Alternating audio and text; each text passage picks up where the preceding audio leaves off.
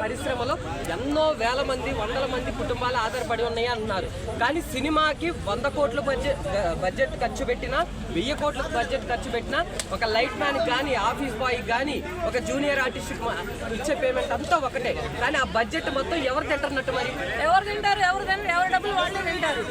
Junior artist దగ్గర నుంచి వచ్చే డైరెక్టర్ వరకు ఎవరు కష్టం వాళ్ళే తింటారు. ఈ ఒకరి కష్టం ఒకళ్ళు ఎవరు దోచుకోరు. ఇక్కడ అంటే ఇక్కడ సంపాదించే వాళ్ళు సంపాదిస్తున్నారు, కానీ ఇక్కడ మాట మాత్రం సినిమా ఇండస్ట్రీలో ఎంతోమంది బతుకుతున్నారు, ఎంతోమంది పేదవాళ్ళు బతుకుతున్నారు అని ఆ మాట వదులుతున్నారు. కానీ అక్కడ జూనియర్ ఆర్టిస్ట్గా కానీ, లైట్ మ్యాన్గా కానీ ఆ వెళ్ళి ₹1 సంపాదించిన వాడే మళ్ళీ ఏడుకొచ్చి డబల్ రేట్తో టికెట్ కొంటున్నాడు. మరి దానికి ఏమంటారు? అట్లా ఎందుకు సంపాదిస్తారు? వాళ్ళు ఎవరు కొనరు. అక్కడ అంత డబుల్ రేట్ తోటి ఎవరు కొనరు. ఫస్ట్ ఈ ఐబొమ్మ అనేది క్లోజ్ అయితే, ఈ ఐబొమ్మ అనేది ఇంక మీద పుట్టకపోతే, ఇటువంటి ఐబొమ్మలు పుట్టకపోతే సినిమా థియేటర్లో టికెట్ రేటు తగ్గుతాయి. ఎన్ని ఎఫెక్ట్ వల్ల ఐబొమ్మకి బయట ఆదరణ పెరిగింది కాదు. ఐబొమ్మ రాబట్టి ఎన్ని ఎఫెక్ట్ పడ్డాయని నేను వాదిస్తున్నాను. దీనికి మీ సమాధానం ఏంటి? చిన్న నెమ్మదిగా తగ్గుతాయి. ఒక సినిమాకి తగ్గుతాయి, నెమ్మదిగా తగ్గుతాయిరా బాబు. ఎందుకనంటే ఇప్పుడు 10 మంది వెళ్ళారనుకో, 10 రోజులు ఎంత? 20,000. 50 మంది వెళ్ళారనుకో, 10 రోజులు 20,000. ఇలా మనుషులు పెరిగే కొలది టికెట్లు రేట్లు పెరుగుతాయి. ప్రతి ఒక్కళ్ళు సినిమాని థియేటర్లోనే ఎంజాయ్ చేయాలి, కానీ ఇలా ఐబొమ్మదారని అక్కడ ఇక్కడ ఎంజాయ్ చేస్తారు. నిన్న శివాజీ గారు మాట్లాడుతా ఒక మాట అన్నారు. అంటే అతని తెలివిని కొంచెం గవర్నమెంట్ కి మన ఉపయోగించుకుంటే బాగుంటుందని చెప్పేసి కొంచెం పాజిటివ్ గా మాట్లాడారు. అట్ ది సేమ్ టైమ్ ఆయన ఇంకో మాట అన్నారు. అంటే అందరూ అదే మాటే, ఇలాంటి సినిమాలన్నీ థియేటర్ ఎక్స్పీరియన్స్ చేస్తేనే బాగుంటుందని చెప్పి అన్నారు.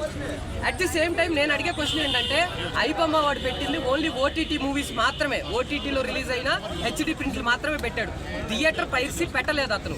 కానీ ఇక్కడ అంతా డైవర్ట్ చేసేసి పైరసీ చేస్తున్నాడు అని మాత్రమే డైవర్ట్ చేస్తున్నారు. కానీ ఓటీటీ వాళ్ళ మీద పెట్టిన శ్రద్ధ థియేటర్ మీద పైరసీ చేసే వాళ్ళ మీద పెట్టలేదని చెప్పి అతను అడిగాడు కూడా. అప్పుడు థియేటర్ పైరసీ ఐబొమ్మలో పెడుతున్నాడు.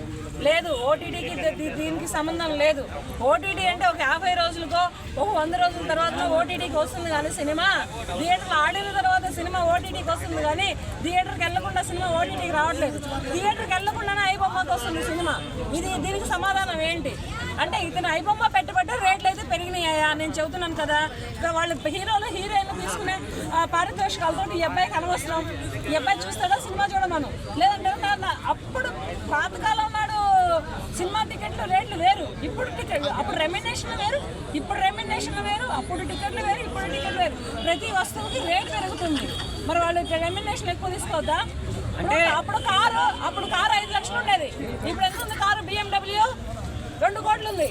5 లక్షల కారు ఎక్కడ? 2 కోట్లు ఎక్కడ?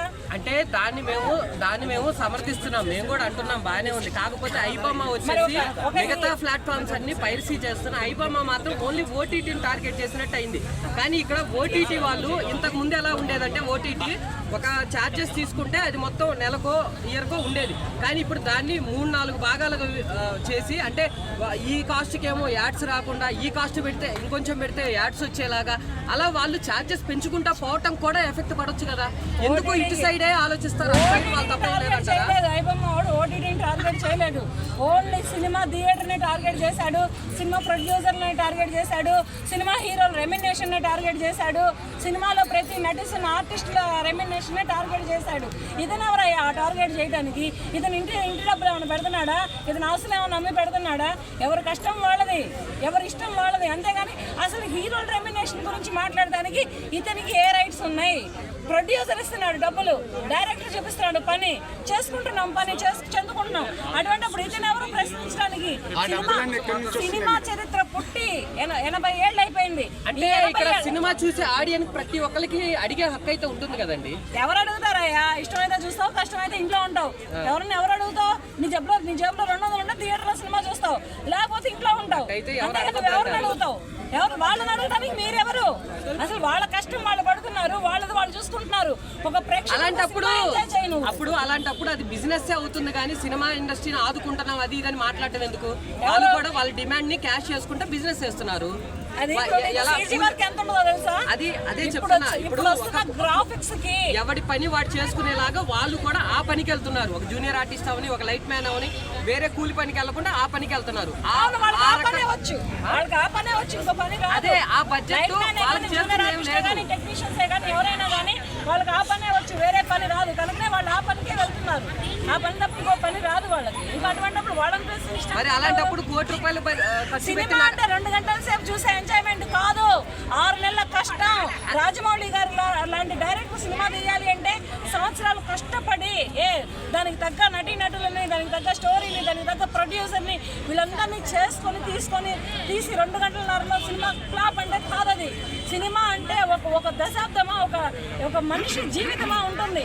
అంటే మీరు చెప్పిందంతా ఖచ్చితంగా నిజం ఉంది. మనం టెక్నాలజీ పెరిగే కొద్దీ రోజులు రేట్లు కూడా పెరుగుతాయి. ఇప్పుడు వచ్చావు కదా కాదు ఇక్కడ ఇప్పుడు టెక్నాలజీ గురించి మాట్లాడావు కదా, టెక్నాలజీ పెరిగింది కదా, టెక్నాలజీలో ప్రతి వస్తువు రేట్లు పెరుగుతున్నాయి కదా.